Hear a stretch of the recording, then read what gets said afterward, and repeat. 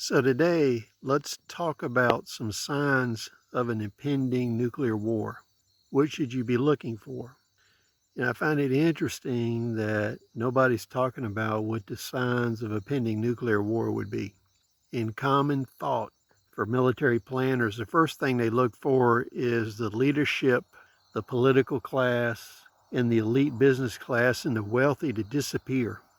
So what happens is they go to their areas of safety, their bunker complexes, they get on the aircraft, they fly to other places outside of the country. This is one of the signs to look for a pending nuclear war. Ask yourself, are you seeing this? The difference between fighting a conventional war and a nuclear war is nuclear targets against tactical formations require a large body of troops or equipment to engage.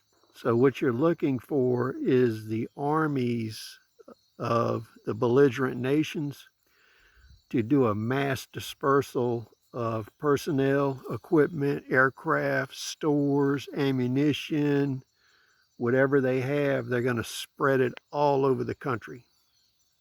So what you're looking for is aircraft to be dispersed to every airport they can disperse it to disperse it off the sides of long stretches of highway. You're looking for small formations of soldiers to be put everywhere, parks, road stops, farmland, anywhere they can put them to disperse them. The next thing you would be looking for is the government to nationalize all kinds of resources and to secure transportation routes. As you've noticed from the bombing of the bridge in Crimea, the Russians' military is dependent on rail traffic for supply. The U.S. military is also heavily dependent on rail traffic for supply. So you would start seeing some actions before open war where those are being disabled. And you're seeing some of that in Germany. So you would expect disabling of the rail, transportation, electrical system, communications through small dynamic actions all through Europe, the United States, and Canada. And things to think about: the U.S. military, if it was serious about going into action and drafting people, they know they're seriously deficient on weapons. So every Mossberg 12-gauge shotgun, every Remington 12-gauge shotgun, they go to all the gun dealers, wholesalers, factories. They would nationalize all that on an immediate contract, indefinite quantity, indefinite duration, everything they could manufacture. In World War II, they did this. In any sporting length guns, they cut them down at the arsenal before issuing them in the field.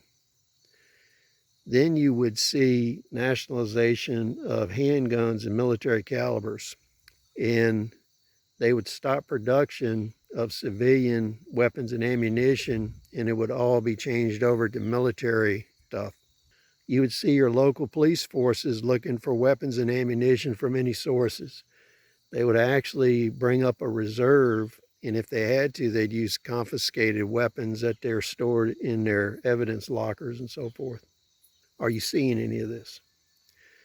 The next thing they would do is actually implement armed security at many locations, including rail junctions, bridges, factories, warehouses, any place that's storing food.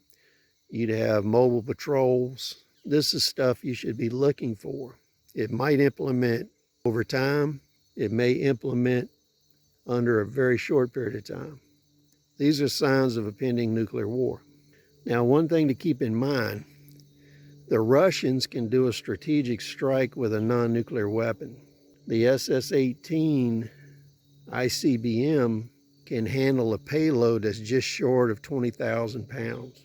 If you configured a fuel air explosive and put on this that was in the 18,000 to 20,000 pound range, it would destroy an area between a half a mile and 1 mile in diameter. They could use reconfigured weapons like this, or the same type of weapons or heavier dropped from a Tu-95. It's becoming kind of obvious they're using electronic jamming and countermeasures to disable the targeting of their missiles and cruise missiles they're using right now in all these strikes. That tells you they could do the same thing and use Tu-95s to drop fuel air explosives. These would be massive disabling hits that were not in the nuclear threshold.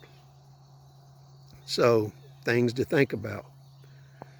Please share your thoughts. We'll see you on the next video.